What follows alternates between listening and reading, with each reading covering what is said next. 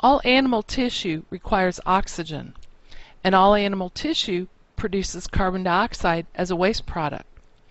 So animals have to obtain oxygen from the environment, and they have to release carbon dioxide from the environment.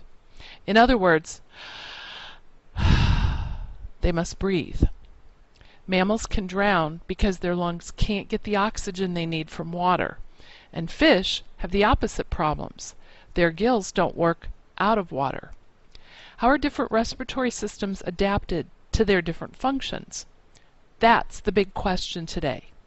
So get your papers ready. Wide right, skinny left, and I will see you on the next slide. Despite all the amazing things that cells can do, none can actively pump oxygen or carbon dioxide across membranes. Yet all animals must exchange oxygen and carbon dioxide with their surroundings. So how do they do it? I'm glad you asked that. Let's look at it. From previous units, remember what diffusion is. Okay, it's one of our vocabulary words this unit too. It's the movement of particles from an area of high concentration to areas of less or lower concentration. Okay, remember about smelling the skunk and everything? Okay. Gases diffuse best or most efficiently across thin, moist membranes that are permeable to that gas. Remember, permeable means that it can pass through it.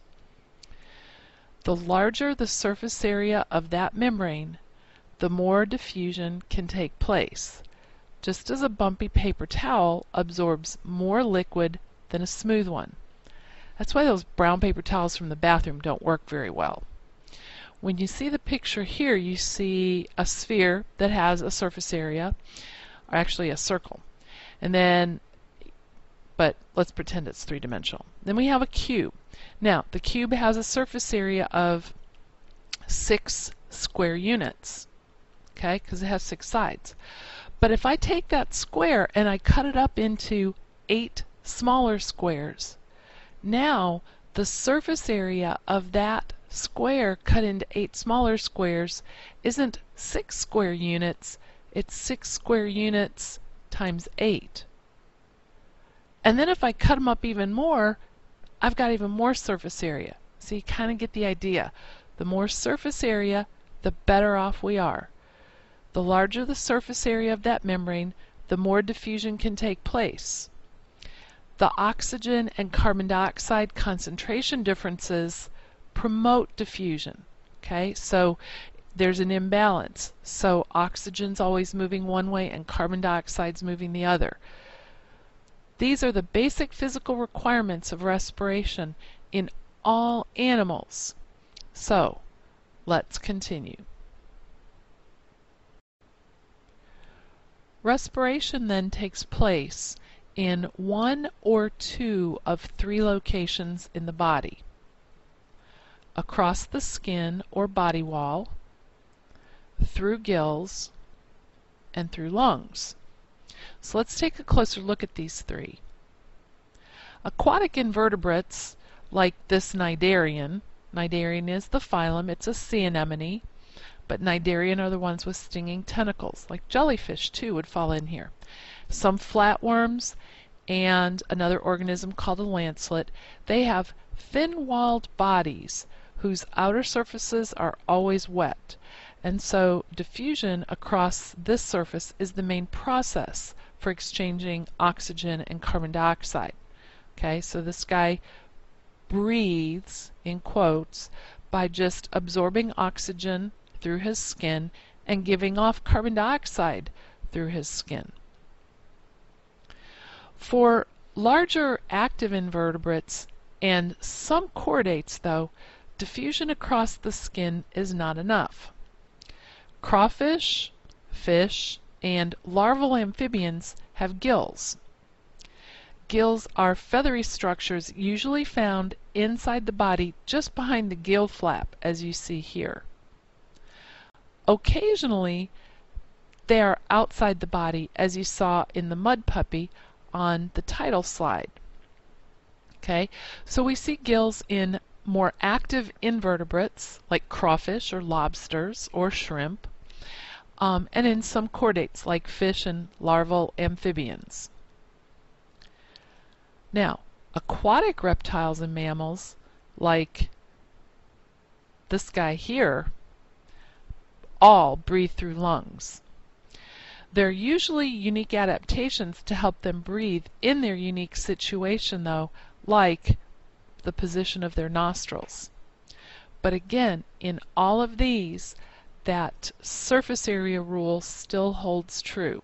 The greater the surface area is for anything, the better they are at exchanging that carbon dioxide and oxygen. So now let's take a look at the respiratory surfaces of terrestrial or land animals, specifically invertebrates. Land invertebrates breathe through three main structures also. The skin, something called a mantle cavity, and through organs called book lungs and spiracles. Just as in water, respiration across the skin requires moisture. Earthworms and annelids are a very good example of respiration occurring across the skin. Earthworms don't have lungs, or a mantle cavity, or book lungs, or spiracles. Oxygen and carbon dioxide go across the skin, and because it lives in the soil, it's usually pretty moist.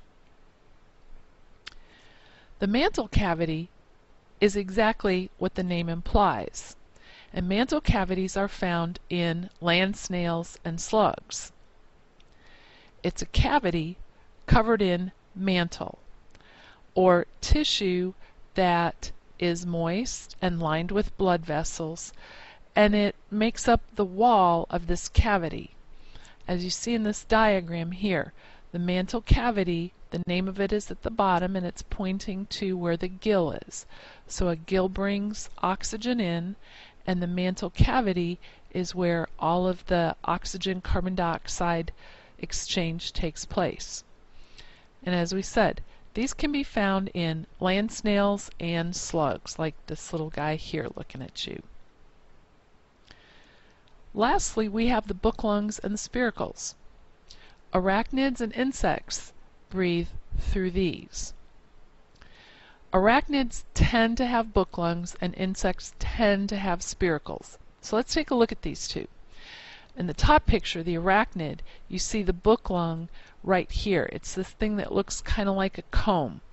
And if you look at the bottom right there at the base of that comb, right by the arrow, there's an opening in the abdomen of the arachnid.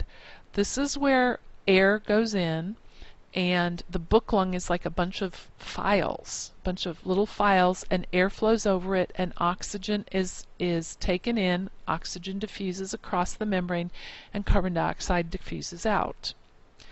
In the insect, it's a little bit different.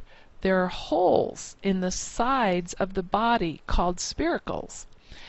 Some of the holes are for inspiration or breathing in, as you see in the front of the insect, and the holes towards the back are for expiration or breathing out. And there are a series of air sacs that are attached to these that store this air, and that's where the oxygen carbon dioxide exchange takes place again. So we see a lot of different ways for getting oxygen and getting rid of carbon dioxide in the terrestrial invertebrates. Let's look at another group. Now let's look at the terrestrial vertebrates. You are most familiar with respiration in terrestrial or land vertebrates because they use lungs. Okay, that's pretty easy. Amphibians, reptiles, and mammals. And when I say amphibians, I'm talking about the adult amphibians. They have increasingly complex lungs, as you can see in this picture. Okay, with the amphibians all the way over there on the left to the mammal on the right. Now this is the same picture in your textbook too, so you can always look at this in the textbook and look at the explanation there as well. The internal surface area of the lung increases with amphibians having the least surface area inside the lungs and mammals having the most. In all of these organisms, a specialized tube called the trachea connects the mouth to the lungs. And as the lungs increase in size from amphibian to mammal, the lung starts to develop chambers. So if you look at the amphibian lung, it looks kind of just like a tube.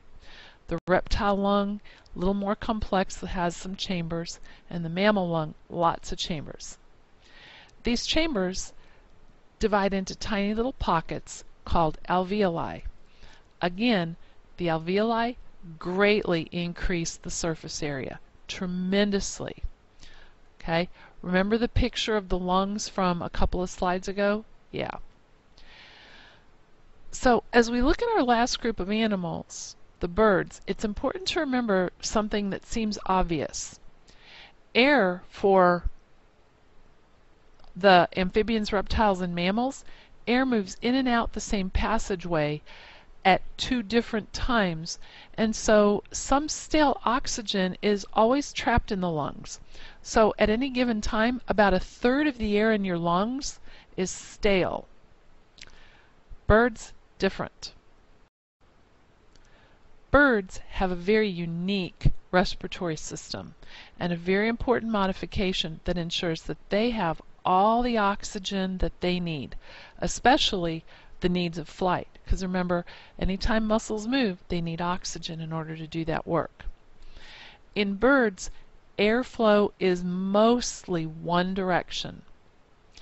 Into the trachea, as you see in the picture on the left. Okay, air goes in, it travels down the trachea and to the posterior air sacs where it's stored. Now, both the posterior and the anterior air sacs expand and fill at the same time. The posterior fills with oxygen, the anterior with carbon dioxide. When the air sacs are filled, the bird then exhales, squeezing the air sacs. Oxygen-rich air is sent to the lungs where it's absorbed by the body. Carbon dioxide from the anterior air sac is forced out the short path of the trachea and out the bird's body. This process is repeated over and over. It's much more efficient than that of a mammal. It ensures that there is almost no stale air at all in the bird's lungs at any given time. And it also ensures that some of the surfaces of the bird's lungs are always in contact with oxygen. That's not true of ours. So, what is next? I hope you don't have a headache from all of this. It's actually pretty interesting. But here's some questions to think about. How are respiratory systems alike? Why is moisture important? What are some of the differences between terrestrial and aquatic animals and how they breathe? And how can I figure out how I breathe? Okay, remember, your notes are on the right. You wrote them however you want. Now, take a few minutes, look over your notes, draw a line across the bottom, and write a summary of what you just listened to. If you want to, before you write your summary, go back in the book and look at the book and review the notes or review the section that way. Then go back over on the left-hand side and write your questions. Remember, 3 level 1 questions, book only. 2 level 2 questions, book and brain. 1 level 1 level 3 question, brain only. Okay.